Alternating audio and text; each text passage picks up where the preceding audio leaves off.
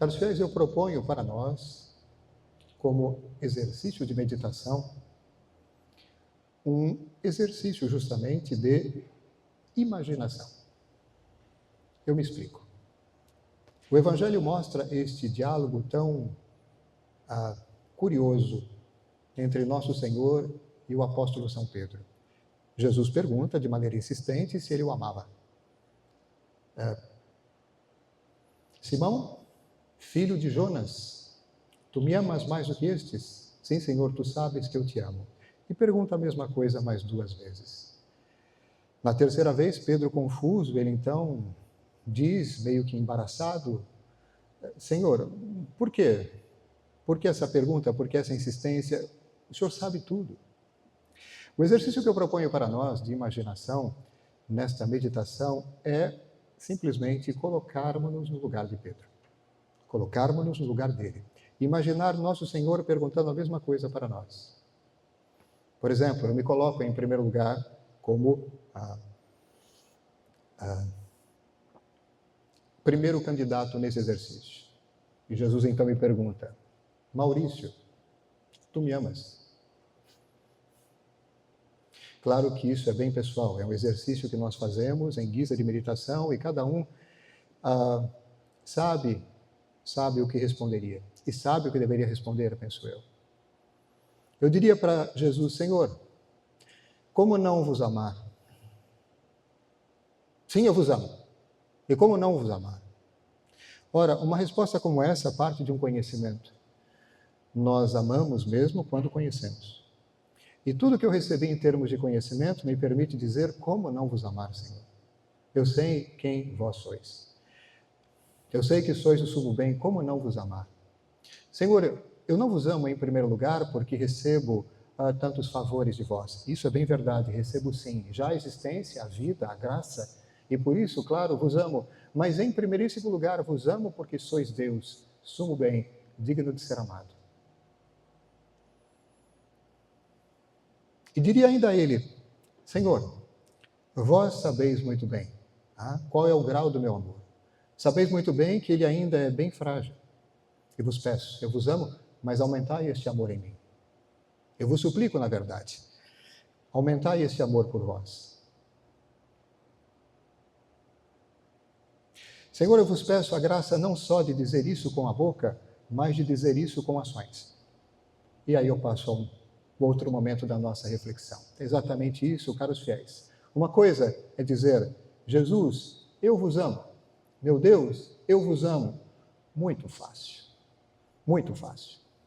Fácil demais. Agora, dizer com aquilo que vivemos, com aquilo que fazemos, com as nossas escolhas, é outra história.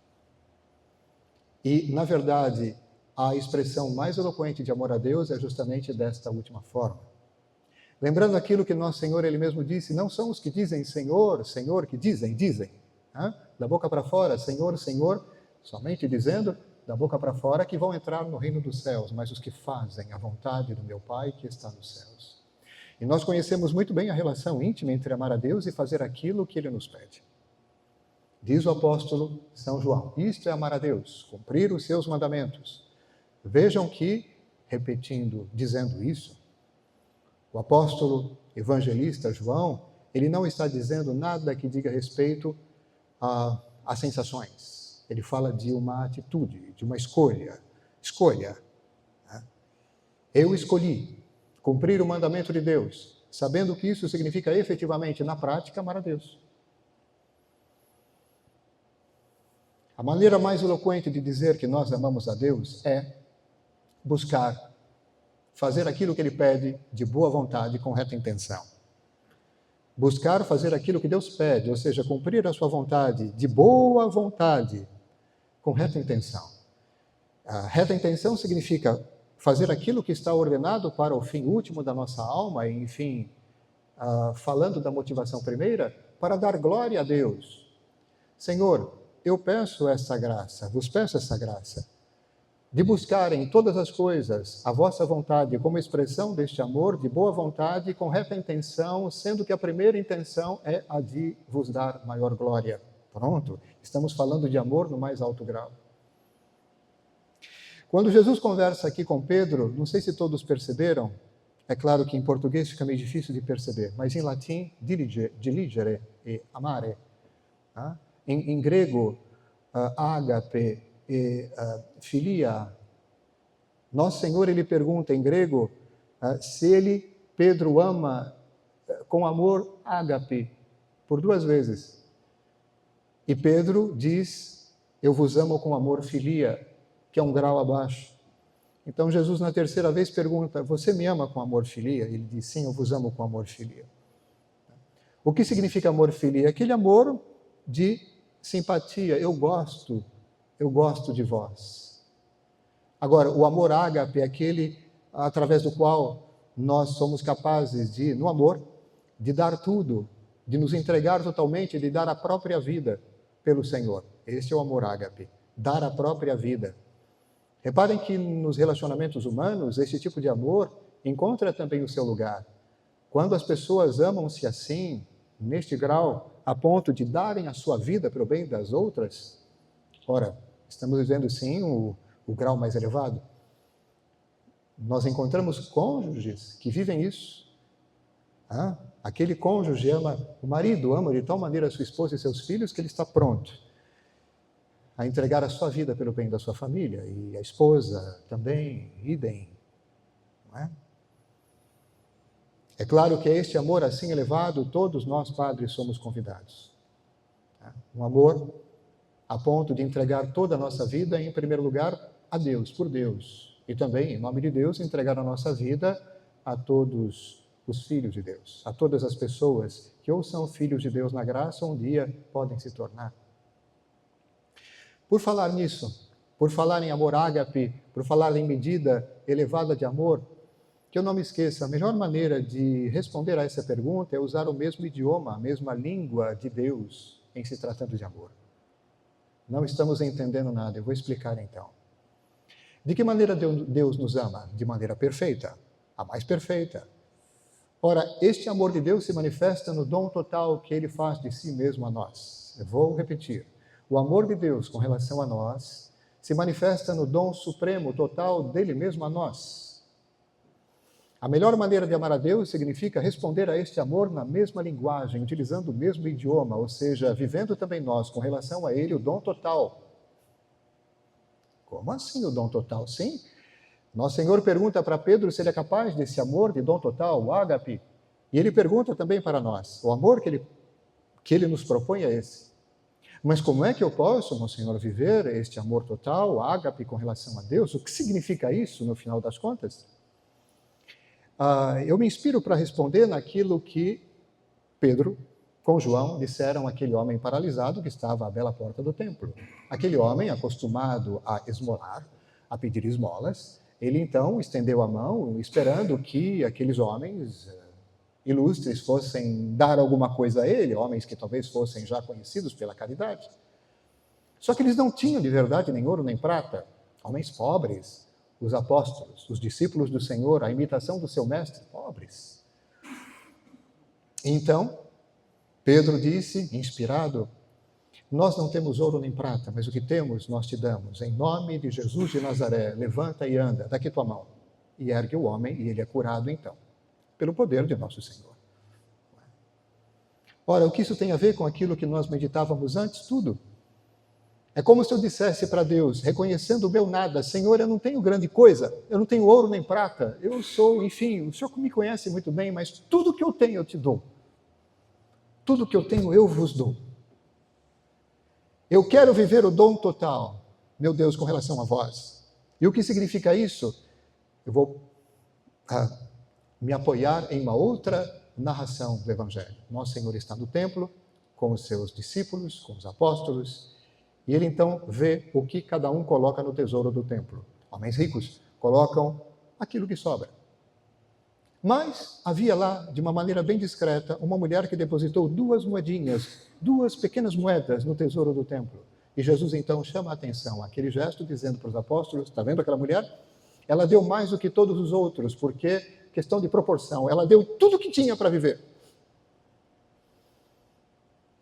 Alguém poderia se perguntar agora, mas estamos falando de dom total e o senhor então pede para a gente se inspirar nesse gesto, não estamos entendendo nada. Sabe, nós temos duas moedinhas.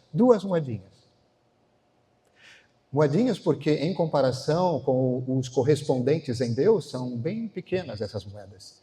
Mas é tudo que a gente tem para viver como ser humano, como seres espirituais. Vocês vão entender. Nós temos duas moedas tão preciosas para nós, que se chamam inteligência e vontade. Já conhecem essa reflexão.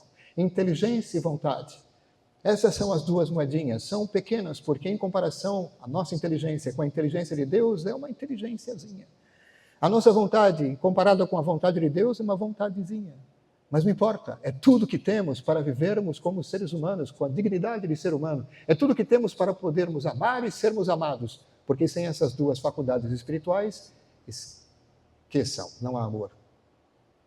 Olha, o que significa então entregar? A gente não tem como arrancar as faculdades da alma, elas são inerentes à alma, inseparáveis da alma. Não quer dizer arrancar e... Não. Significa orientar de maneira tão absoluta a Deus, que é como se nós dessemos estas faculdades a Deus. Nós já conhecemos isso. Quando nós orientamos completamente a nossa inteligência, aderindo a toda a revelação, a toda a doutrina, com a nossa inteligência, isso significa orientar completamente a nossa inteligência para Deus, é como se dessemos a nossa inteligência para Deus, conformando-a assim a Deus. A mesma coisa com relação à vontade. Aquele que busca com sinceridade, com generosidade, conformar a sua vontade em tudo, com a vontade de Deus nas pequenas e grandes coisas, está como que colocando toda a sua vontade nas mãos de Deus. Nós a possuímos, ela continua conosco, mas de tal maneira orientada que é como se nós a entregássemos para Deus. Sim, essas duas moedinhas. Eis o dom total. Senhor, eu não tenho grandes coisas, mas o que eu tenho eu vos dou. Eu vos dou estas faculdades principais e com elas a minha capacidade de amar, de vos amar sobre todas as coisas, de amar o próximo como eu devo amá-lo, e junto com isso, depois é fácil entregar o resto, quando eu entrego estas duas. Este é o amor ágape, mas sabe, eu tenho que ser também honesto e dizer que há outras maneiras mais radicais. Esta maneira de viver o dom total, ela é proposta universalmente a todos os seres humanos, a todos os cristãos. É o dom total do coração, como nós dizemos. Sendo que coração, por exemplo, nas Escrituras, é o centro das decisões. É lá onde se encontra a consciência. É lá onde nós nos decidimos por Deus. Ora, é a parte superior da alma, onde residem inteligência e vontade. Então, entregando essas duas faculdades ou orientando-as completamente para Deus, nós estamos vivendo o dom total do coração. E a isso todos os cristãos e todos os seres humanos são chamados. Todos. Mas é verdade que ainda há outros níveis de dom total. Por exemplo, eu reconheço muito bem, e isso eu abracei na vida consagrada. Na vida consagrada, além desse dom total, entregamos mais a Deus. A possibilidade de termos uma família, a possibilidade de gerenciarmos os nossos próprios bens, ou mesmo de possuí-los, e a nossa absoluta autonomia, submetendo-nos a uma autoridade, a um superior. E isso fazemos de bom grado. É uma outra expressão, um outro nível de dom total. Isso também é expressão de amor. Por que nos consagramos a Deus? Porque nós o amamos. O primeiro motivo de consagrar-se a Deus é porque nós o amamos. Porque queremos responder ao seu amor, ao amor que ele faz de si mesmo, o dom total de si a nós, queremos responder na mesma linguagem. É uma grande graça, caros fiéis. Alguém poderia dizer assim, de uma maneira muito restrita, muito limitada, mas se nós entregamos tudo, nós ficamos com o quê? Nós ficamos com Deus. Quando nós perdemos, neste caso, é para ganhar. Nós ganhamos Deus. Porque aquele que ama a Deus dessa maneira, que se entrega assim a Deus, está apto a entrar em comunhão com Deus em grau bem profundo. Quando nosso Senhor perguntar, você me ama? Busque responder a Ele, claro, sempre com a ajuda dEle, da maneira mais elevada, com amor ágape. Porque é isso que nós somos chamados. Nessa entrega de amor, nós então nos orientamos para participar da sua natureza. Nós nele, ele em nós. Não existe mesquinharia nisso. Muito pelo contrário. É a felicidade suprema. Amar a Deus dessa forma, é claro que uma coisa nos ajuda, caros fiéis. A graça de Deus nos ajuda a viver isso, porque sem ela não dá.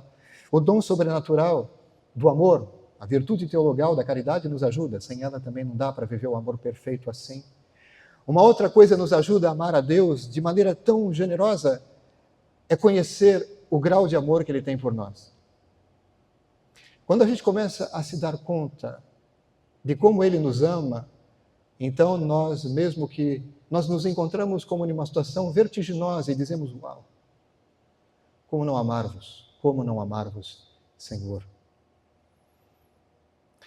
Eu peço a Nossa Senhora, especialista em amor supremo e perfeito, que pela sua intercessão nos ajude a participar desta alegria dela, que amar assim, de maneira tão elevada, o seu próprio Filho, a Santíssima Trindade, e por causa de Deus, nos amar da maneira mais perfeita.